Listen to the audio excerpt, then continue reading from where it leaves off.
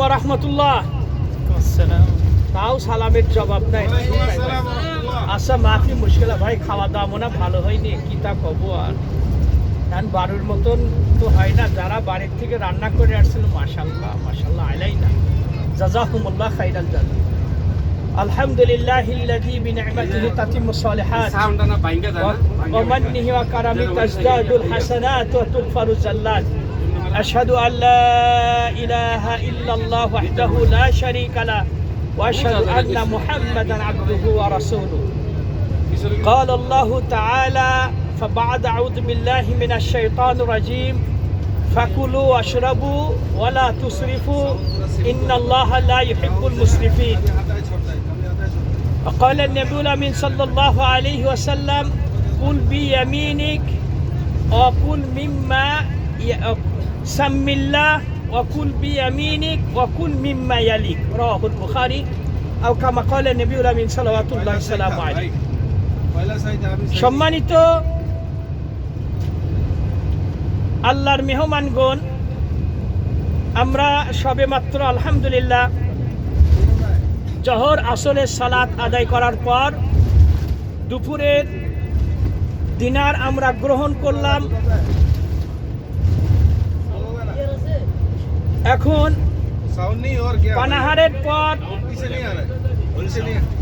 পানাহার করলাম।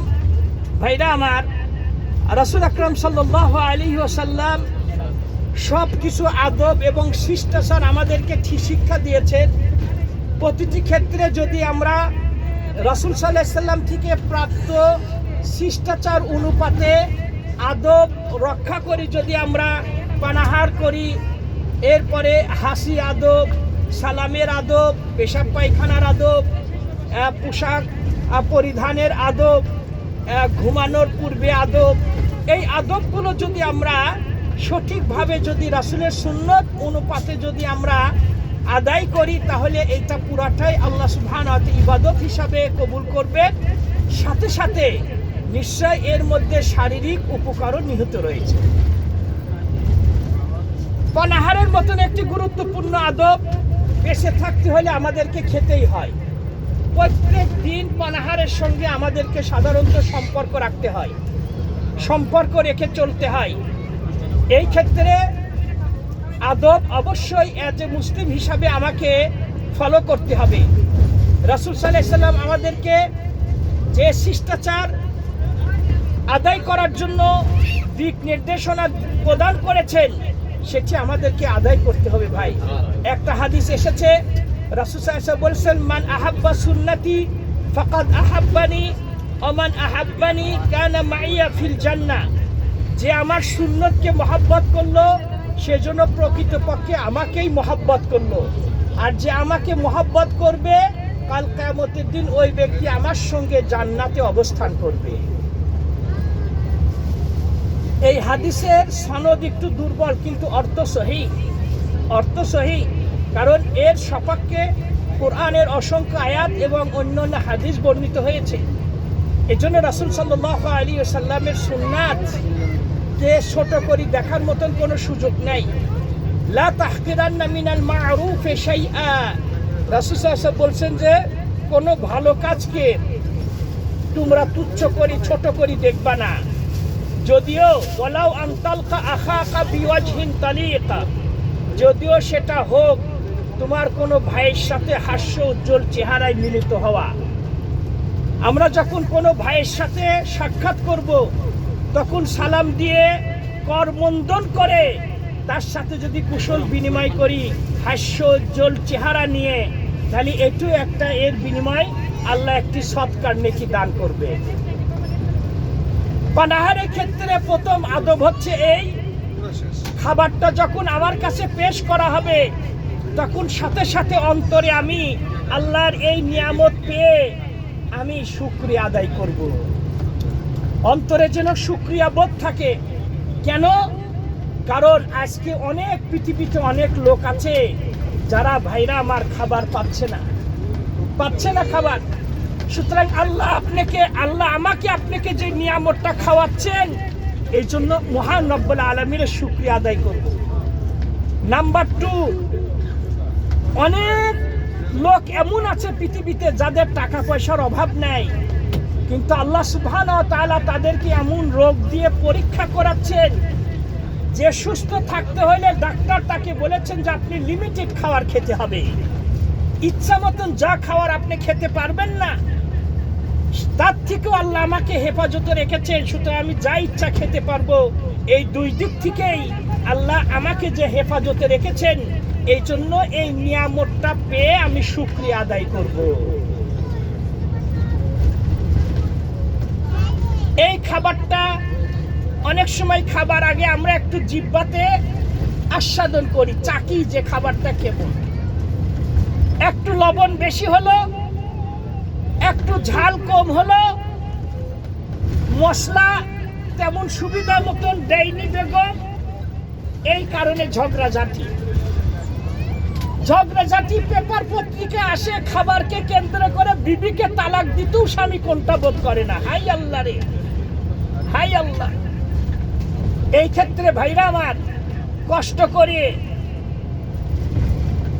এই খাবারটা যে মারা বোনেরা রান্না করলো, তার যতটুক চেষ্টা ছিল সেই ক্ষেত্রে সে চেষ্টা প্রয়োগ করে খাবারটা যে সে তৈরি করলো, তাকে আমি ওয়েলকাম জানাবো, তাকে শুকরান জানাবো। হ্যাঁ, যদি এই ক্ষেত্রে আপনার মজা না হয়, তাহলে আপনি তাকে সুন্দর করে ভদ্রতা বজায় রেখে বলবেন, উপদেশ দিবেন যে দেখো লবণ একটু কম হয়েছে, একটু বেশি হলে আরো ভালো হতো, তোমার রান্নাটা চমৎকার হয়েছে, একটু যদি ঝালটা মরিচ আর একটু দিলে আর একটু মজা হতো। কারণ রাসূল সাল্লাল্লাহু আলাইহি সাল্লাম রাসূল সাল্লাল্লাহু আলাইহি সাল্লাম রাসূলের এটা আদব ছিল যে কোনো খাবারকে তিনি দোষ ত্রুটি বর্ণনা করতেন না, তার যদি রুচি না হতো তিনি খেতেন না, কিন্তু এই কারণে খাবার দোষ ত্রুটি তিনি বর্ণনা করতেন না।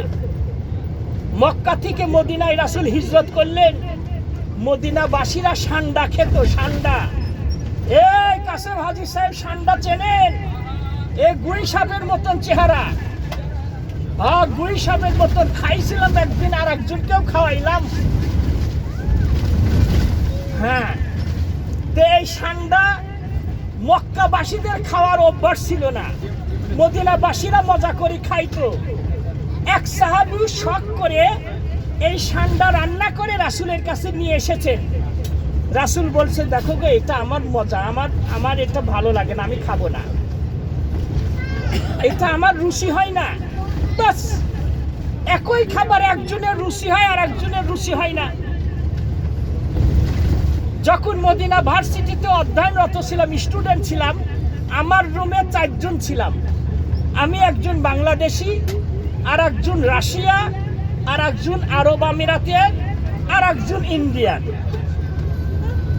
তো সাধারণত ক্যান্টিনেই খেতাম, কিন্তু মাঝে মধ্যে শখ করে একটু রান্না করতাম। এই রান্না করে নিয়ে যখন রুমে আসতাম, তখন ওই রাশিয়ার ভাই নাক ধরে চলে যেত। তখন মনটা আমার কেমন লাগতো, কত সুন্দর মশলা দিয়ে মজা করে রান্না করলাম, আর তুমি নাক ধরে চলে যাও। কারণ এইটা তার রুচি হয় না। আবার কি হতো, আল্লাহ সত্য কথা, আবার ও যখন রান্না করে নিয়ে আসতো, তখন আমি নাক ধরে রুম থেকে বের হয়ে যেতাম। তাই ওদের ওই খাবারটা ওর কাছে সুস্বাদু, আমার কাছে আমার দেশি খাওয়াটা আমার কাছে সুস্বাদু। এইদিকে একদিন আফ্রিকান ছাত্রকে দেখলাম যে ও মাছ পরিষ্কার করতেছে, মাছ ধরছে, ধোয়ার পরে মাছ কাটার পরে সাবান দিয়ে ধরছে। ও দেখছেন, এই আফ্রিকান হেমিয়া মাছ কাটছে, কাটার পরে পানি দিয়ে ধোয়ার পরে আবার সাবান দিয়ে মাছ ধরছে। দেখছেন কারবার, ওইভাবে রান্না করেও খাইব। সুতরাং খাবারের ব্যাপারে একজনের একটা রুচি হয়, আর একজনের আর একটা রুচি হয় না, এটা স্বাভাবিক। একদা টাঙ্গাইলে দাখিল পরীক্ষা দিতে গিয়েছিলাম, কারণ আলিয়া মাদ্রাসার সাধারণত বারান্দায় পা রাখিনি, কিন্তু প্রাইভেট ভাবে পরীক্ষা দিয়েছি। যাত্রাবাড়িতে যখন পড়তাম তখন আলহামদুলিল্লাহ টাঙ্গাইলে যেয়ে দাখিল পরীক্ষা দিলাম। তে ওই এক আজমালি নানি, এই নানির বাড়িতে গেলাম, জহরের সময় পৌঁছালাম, খাবার দিল একটা ভর্তা, চমৎকার। আমি শখ করি ভর্তা খাইলাম, হরে ঝাল। বললাম নানি এটা কিসের ভর্তা? বলছে মরিচের ভর্তা। দেখছেন কারবার, ও শুধু মরিচ দিয়েই ভর্তা বানাইছে, তাহলে ওইটা ওরা মজা করে খাই। এটা সখীপুরের কথা বলতেছি, টাঙ্গাইলি ভাইরা রাগ করেন না, সব মানে থানার কথা জানি না। সুতরাং ভাইরা আমার, রাসূল সাল্লাল্লাহু আলাইহি সাল্লাম খাবারের কোনো দুর্নাম করতেন না। আমরা এইভাবে দুর্নাম করব না, কিন্তু পরামর্শ দিব। তাহলে নাম্বার প্রথম আদব হচ্ছে, খাবারটা যখন আমার কাছে নিয়ে আসা হবে, আমি এই খাবারটা পেয়ে অন্তরে শুকরিয়া আদায় করব নিয়ামতটা পেয়ে। নাম্বার 2, খাবারের আগে আমি হাত ধৌত করব। যদিও আমার হাত পরিষ্কার থাকে, তবুও সুন্নত হচ্ছে হাত ধৌত করা। এটা রাসূল সাল্লাল্লাহু আলাইহি সাল্লাম খাবারের পূর্বে তিনি হাত ধৌত করতেন। নাম্বার 3, খাবারটা যখন আমি খেতে শুরু করব, তখন বিসমিল্লাহ বলবো। এইটা কিন্তু ভুলবো না ভাইরা আমার, এই বিসমিল্লাহ বলতে ভুলবো না। বাসায় যখন আমি ঢুকবো, অথবা আমাদের এই প্রবাস জীবন, আমি যখন রুমে ঢুকবো, এই রুমে ঢোকার আগেই বিসমিল্লাহ বলবো। কি বলবো? এবং সালাম দিয়ে ঢুকবো। তাহলে আপনি যদি বিসমিল্লাহ বলে আসসালামু আলাইকুম বলে যদি রুমে ঢোকেন, শয়তান বলে যে আমার থাকার জায়গাটা হলো না গো। আর যদি আপনি বিসমিল্লাহ বলে সালাম দিয়ে না ঢোকেন, শয়তান বলে যে আপাতত থাকার জায়গা হলো। মুসলিম শরীফের হাদিস ভাই, কেসে কাহিনী আমাকে কর অভ্যাস নাই। দ্বিতীয়ত, খাবার সময় যদি আপনি বিসমিল্লাহ না বলেন, শয়তান বলল যায় খাবারও ব্যবস্থা হইল। এক সাহাবী খানা খাচ্ছে, খাবার শেষ হয়ে গেছে, মাত্র 1 লুকমা খাবার বাকি আছে। আবু দাউদ শরীফের হাদিস। ওই 1 লুকমা খাওয়ার আগে সে বিসমিল্লাহে আউয়ালাহু আখিরহু বলে শেষ লুকমাটা খাইলো। রাসূল সাল্লাল্লাহু আলাইহি ওয়াসাল্লাম পাশে বসে আছে।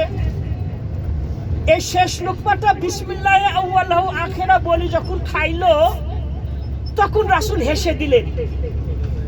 ওই সাহাবী বলতেছে, কিতা খবর ইয়া রাসূলুল্লাহ, কেন আপনি হাসলেন? এতক্ষণ হাসলেন না, এখন আপনি শেষ লুকমাটা আমি খাইলাম, আপনি হাসলেন কেন?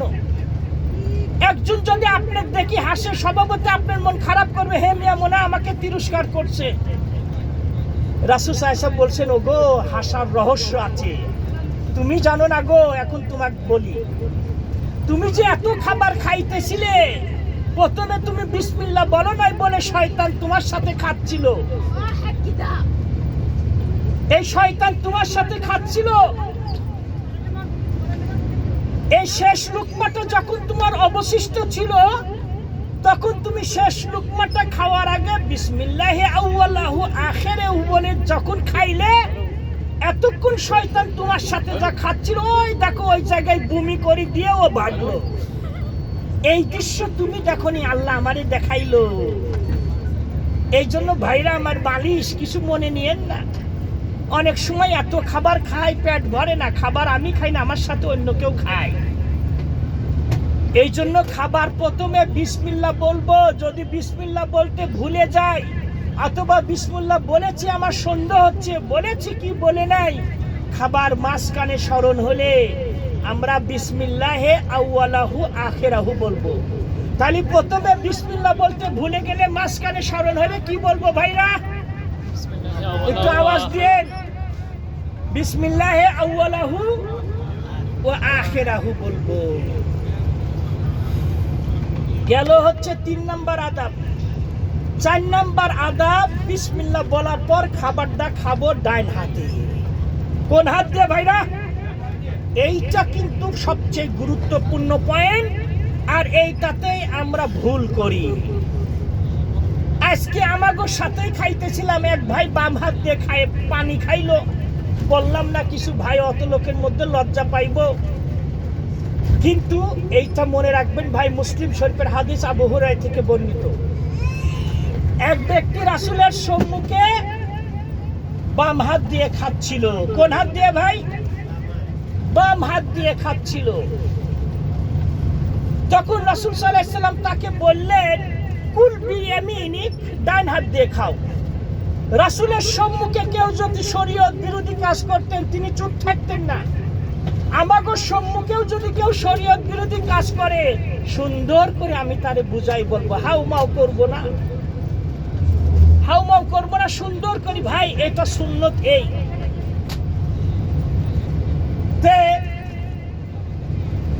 বাম হাত দিয়ে খাচ্ছিল, রাসূল তাকে বললেন কুল বিয়ামিনিক, ডান হাত দিয়ে খাও।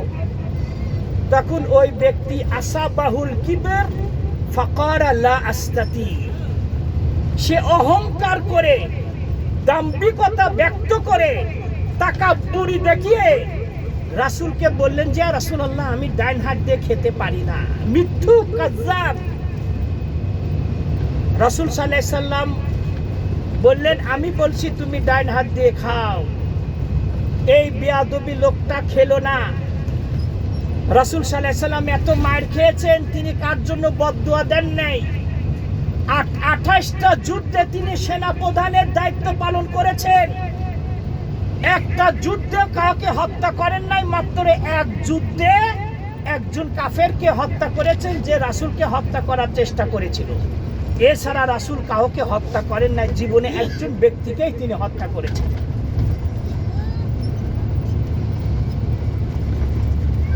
রাসূল মায়ের খেয়েছেন কিন্তু সাধারণত বদদুয়া দেন। আমরা কথায় কথায় বদদুয়া দিই, কথায় কথায় লিয়ান করি, ও লানত করি, এটা কিন্তু রাসূলের চরিত্র না। রাসূল সাহেব বলছেন মুমিন যে হয় সে কখনো কাউকে মানে বকা দেয় না, সে কার জন্য ওইভাবে কথায় কথায় বদদুয়া দেন, এটা মুমিনের স্বভাব না। আপনি কাউর কষ্ট পেয়ে কথা পেলে আপনি তার জন্য হেদায়েতের দোয়া করবেন, নেকি পাইবেন। আর হেদায়েত যদি নসিব না হয়, ও বারবার যদি আপনার সাথে দুর্ব্যবহার করে, বারবার যদি সুন্নত বিরোধী কাজ করে, বারবার যদি ইসলাম বিরোধী কাজ করে, আপনি এইভাবে আল্লাহর কাছে নালিশ দেন, আল্লাহ ওরে যদি হেদায়েত নসিব তুমি রেখে থাকো হেদায়েত দাও, আর যদি হেদায়েত ওর ভাগ্যে যদি না থাকে আল্লাহ, তাহলে এই জালেম থেকে এই আপনার রাসূলের দুশমনি, আপনার দুশমনি, আপনার দ্বীনের দুশমনি যাতে আর না করতে পারে, আল্লাহ দুনিয়া থেকে একে বিদায় করে দাও তাড়াতাড়ি, আল্লাহর উপর ছেড়ে দিবে। এই বেয়াদবি লোকটা রাসূলের বলার পরও যখন ডান হাত দিয়ে খেলো না, রাসূল তার জন্য বদদুয়া দিয়ে দিলেন, লাস্তাতা, তুমি যেন আর ডান হাত দিয়ে নাই খেতে পারো, খালাস। রাসূলের মুখ থেকে যখন এই কথাটা বেরিয়ে পড়ল, ফায়াবিসাত ইয়াদা, তার ডান হাত শুকে গেল, প্যারালাইজ হয়ে। ঘুমাইন না, এর বাকি সময়টুকু দয়া করে কেউ ঘুমাইন না, অনেক ঘুমাইছেন। তার ডান হাতটা কি হলো ভাই? আওয়াজ দেন। তার ডান হাতটা প্যারালাইজ হয়ে শুকে গেল। ফালা ইয়াস্তাতি আইয়ারফা ইয়াদাহু ইলা ফি, মৃত্যুর আগ পর্যন্ত শত চেষ্টা করেও তার ডান হাতটা মুখের সামনে উঠাইতে পারি নাই। এইটি মুসলিম, এটা মুসলিম শরীফের হাদিস। এই হাদিসের আলোকে উলামায়ে কেরাম বলেছেন যে এই শ্রেণীর বেয়াদবি লোক যারা সুন্নত বিরোধী কাজ করে, তাকে প্রথমে পরামর্শ দেওয়ার পরেও যদি সে নাই করে, তার জন্য বদদুয়া আপনি দিতে পারেন। কোন কোন লোক দাড়ি নিয়ে কথা বলে, ভাই আমি দাড়ি কি জন্য রেখেছি তুমি জানো না? হ্যাঁ, আমি ব্যক্তি হিসাবে আমার খারাপ, আমার ভুল ত্রুটি হইতে পারে, তুমি আমাকে গালি দাও, কিন্তু দাড়িকে কেন তুমি গালি দাও? আমি এটা রাসূলের সুন্নাত আমি রেখেছি, তুমি তো আমার মনের খবর জানো না, কিন্তু কেন তুমি দাড়িকে গালি দিবা? তুমি ব্যক্তিকে গালি দাও। যদি ব্যক্তি রাসূলের সুন্নতের মহব্বত করতে যে যদি দাড়ি রাখে, তাহলে দাড়িকে নিয়ে আপনি কথা বললে আপনি রাসূলকে যেন গালি দিলেন। সাবধান, রাসূলের সুন্নতকে নিয়ে কেউ যদি ঠাট্টা বিদ্রুপ করে, তাহলে সে মুসলমান থাকবে কিনা সন্দেহ আছে, সাবধান।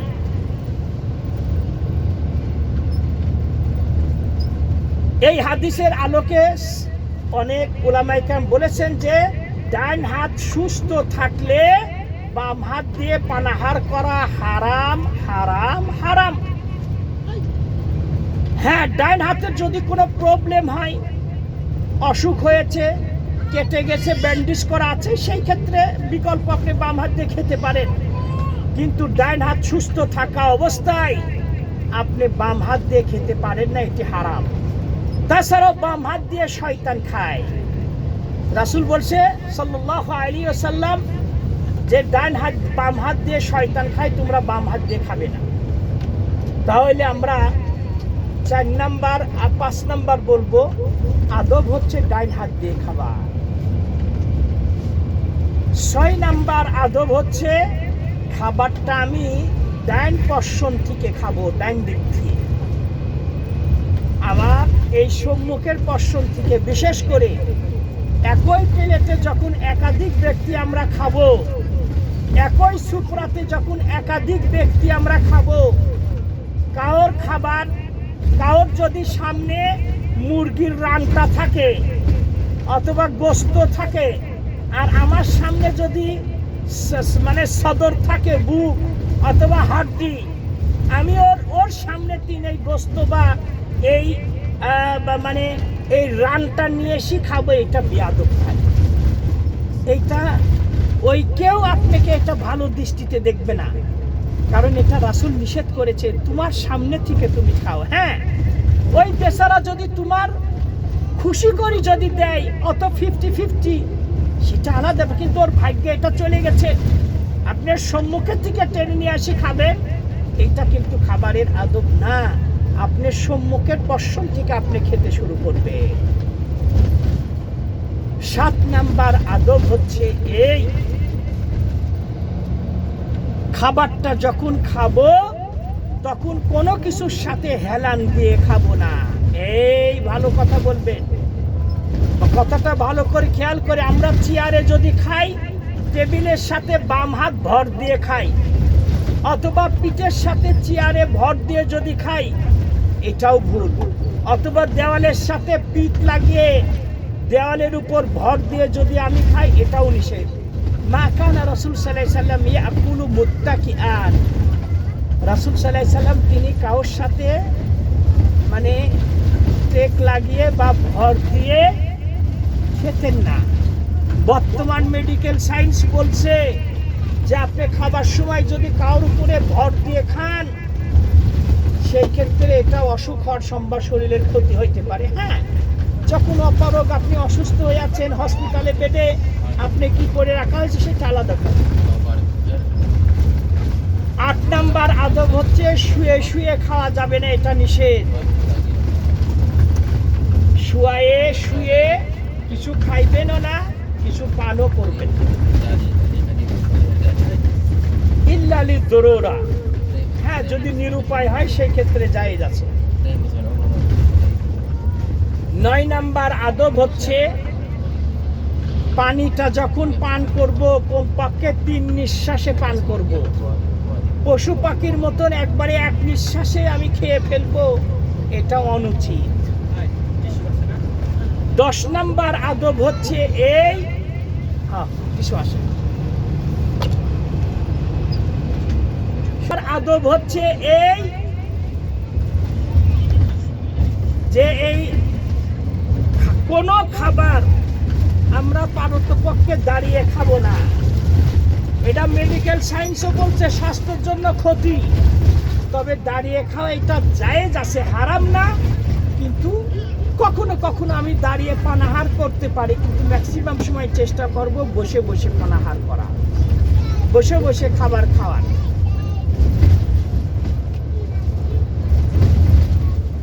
11 নাম্বার আদব হচ্ছে এই, একবারে অতি গরম খাবার রাসূল সাল্লাল্লাহু আলাইহি ওয়াসাল্লাম খেতেন না।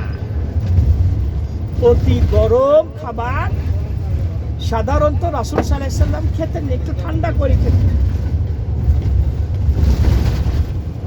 12 নাম্বার আদব হচ্ছে এই, খাবারটা যদি পড়ে যায় তাহলে আপনি উঠায়ে খাবেন, কারণ কোন খাবারের মধ্যে বরকত নিহিত আছে সেটা আপনি জানেন না। 13 নাম্বার আদব হচ্ছে এই, খাবার যখন প্লেটে খাবো অথবা সুপরাতেই খাবো, দস্তরখানেই, আমি এই প্লেটটা চেটে খাবো, এই আঙ্গুলটা চেটে খাবো, কারণ কোথায় বরকত নিহিত আছে আমার জানার নাই। তাছাড়াও তিরমিজি শরীফে একটা হাদিস এসেছে, এই হাদিসটা সহিহ কি দুর্বল জানা নাই। তিরমিজি শরীফে হাদিসে এসেছে, কোনো ব্যক্তি যদি খাবারের পর প্লেটটা চেটে খায়, ওই প্লেট আল্লাহর নিকটে ওই ব্যক্তির জন্য মাগফিরাত কামনা করতে থাকে, আল্লাহ এই ব্যক্তিকে আপনি ক্ষমা করে দিন। 14 নাম্বার আদব হচ্ছে এই, খাবার যখন আমার খাবার শেষ হয়ে যাবে তখন আমি এই দোয়াটা পড়ব, কমপক্ষে আলহামদুলিল্লাহ বলবো। কি বলবো ভাই? আলহামদুলিল্লাহ। আলহামদুলিল্লাহ কমপক্ষে। কিন্তু এই ফুল দোয়াটা যদি আমরা পড়তে পারি তাহলে বড়ই ভালো। তা হলো এই, পানাহারের পরে খাবারের শেষের যে দোয়াটা, আমাগো বই পুস্তকে যেই দোয়া লেখা হয়েছে ম্যাক্সিমাম বই পুস্তকে এটা সহি না। আমরা পড়ে থাকি আলহামদুলিল্লাহিল্লাযী আত'আমানা ওয়া সাকানা ওয়া জাআলানা মিনাল মুসলিমিন, এই রিওয়ায়াতটা সহি না, এই দোয়া আমরা পড়ব না। সহি রিওয়ায়াত হচ্ছে এই, আলহামদুলিল্লাহিল্লাযী আত'আমানি হাযা ওয়া রাযাকানিহি মিন গায়রি হাওলিন মিন্নি ওয়ালা কুওয়া। আপনি খাবারের পরে যদি এই দোয়াটা পড়েন, এই দোয়ার বরকতে আল্লাহ আপনার বিগত জীবনের গুনাহ খাতা মাফ করে দিবে। তিরমিজি শরীফের হাদিস, হাদিসটা সহিহ। সুতরাং খাবারের পরে এই দোয়াটি আমরা পড়ব, যদি না পারি কমপক্ষে আলহামদুলিল্লাহ বলবো। ভাইরা আমার, আজকে থেকে কি আমরা বাম হাত দিয়ে চা খাইবো নাকি? ইনশাআল্লাহ। এই চায়ের দোকানে যাইবেন আপনি, 20 জন যদি কাস্টমার থাকে তার মধ্যে 15 জনই বাম হাত দিয়ে খাইবে, আর ওই বুড়া টাইপের লোকেরা ওরা ডান হাত দিয়ে পান করে, আর অন্য লোকেরা তার দিকে বড় চাকায় বড় চোখ, মানে চোখ রাঙিয়ে তাদেরকে বলে এসব ওল্ড মডেল। অনেক পুরাতন লোক, এরা বোঝে না বর্তমান হালচাল, এরা মডার্ন যুগের সাথে এগুলো কোনো সম্পর্ক নেই। তার মানে যারা বাম হাত দিয়ে পানাহার করে হে মিয়ালাই মনে আসো।